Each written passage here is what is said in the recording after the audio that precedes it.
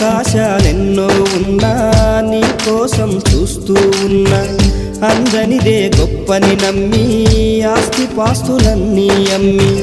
ఊహల్లో మేడలు కట్టి ఫారిన్లో అడుగే పెట్టి